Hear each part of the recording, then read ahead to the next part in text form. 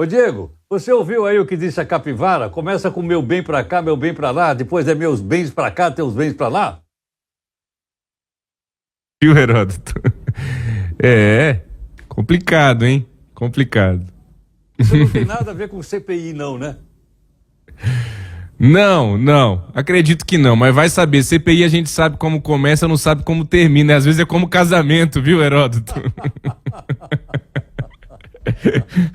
Bom dia a você, Heródoto, bom dia, ouvinte da Nova Brasil.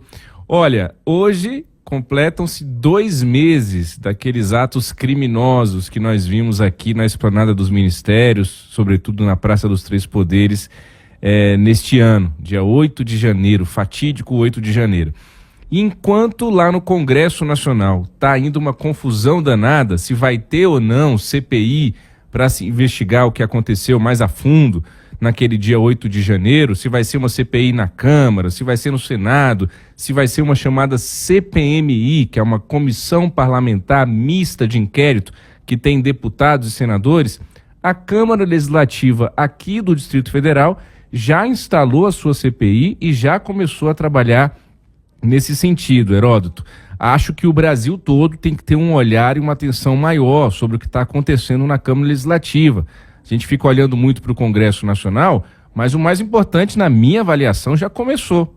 Os deputados distritais já começaram a investigar o que aconteceu no último dia 8 de janeiro. Só lembrando ao nosso ouvinte da Nova Brasil FM em todo o Brasil, que Brasília não tem prefeito, não tem vereador, né? A gente tem um governador eleito a cada 4 anos, nós temos os nossos deputados federais e senadores, temos os administradores regionais das chamadas regiões administrativas, que ficaram conhecidas aí nos últimos anos como cidades satélites, mas nós não temos nem vereador, nem deputado estadual, são os deputados distritais.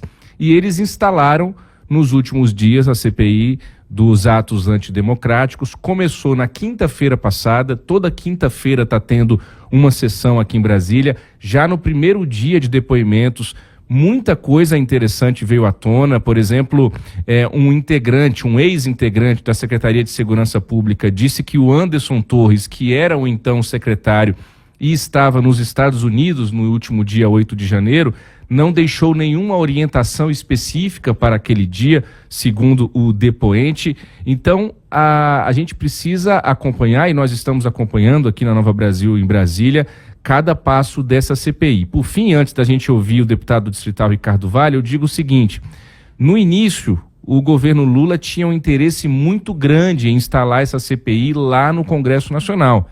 Nós vimos no noticiário ministros de Estado, deputados, senadores do PT defendendo essa CPI.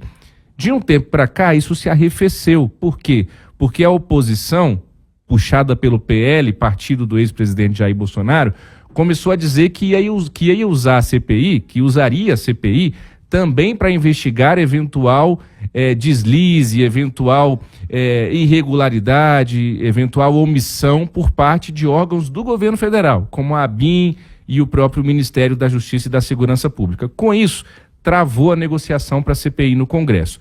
O Ricardo Vale é um deputado distrital do PT aqui em Brasília, ele é vice-presidente da Câmara Legislativa e deu uma entrevista para mim e para a Ariane Bittencourt no dia de ontem, aqui nos nossos estúdios da Nova Brasil FM, e ele disse justamente isso, aquele velho ditado, que CPI se sabe como começa, mas não se sabe como termina. Vamos ouvir, por gentileza, o deputado distrital Ricardo Vale.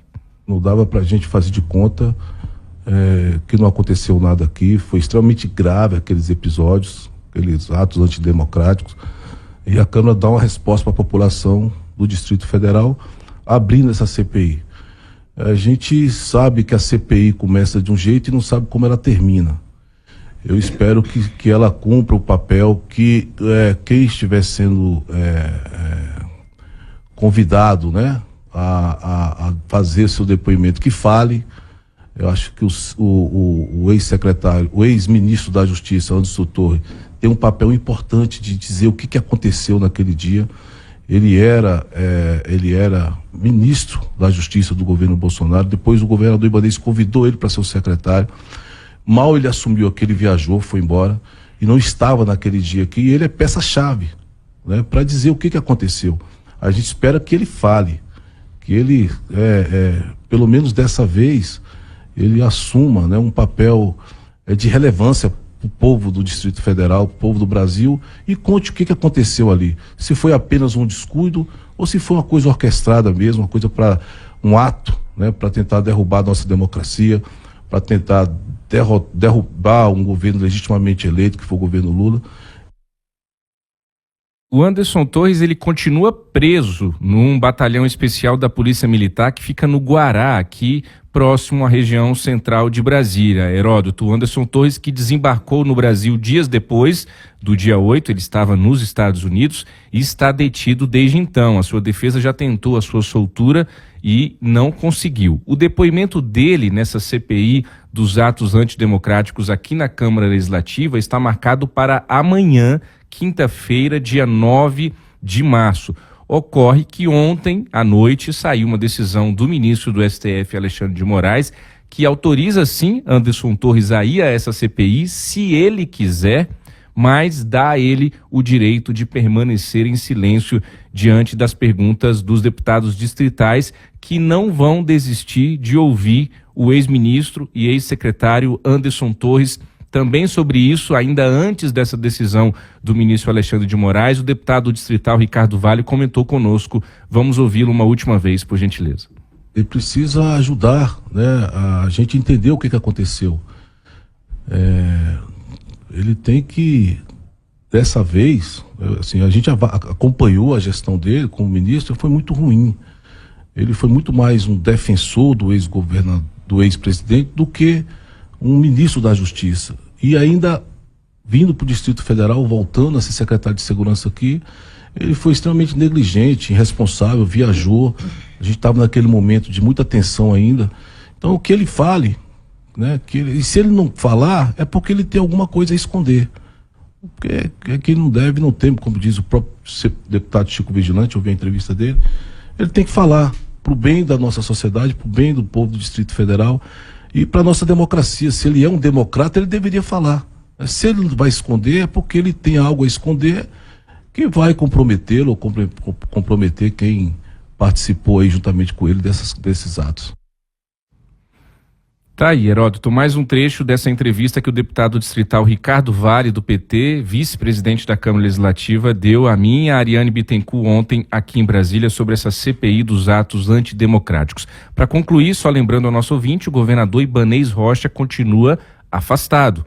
O prazo determinado inicialmente pelo STF foi de 90 dias, esse prazo só vence daqui a um mês, no dia 8 de abril, e há, claro, uma grande expectativa no entorno do governador de que ele volte ao Palácio do Buriti.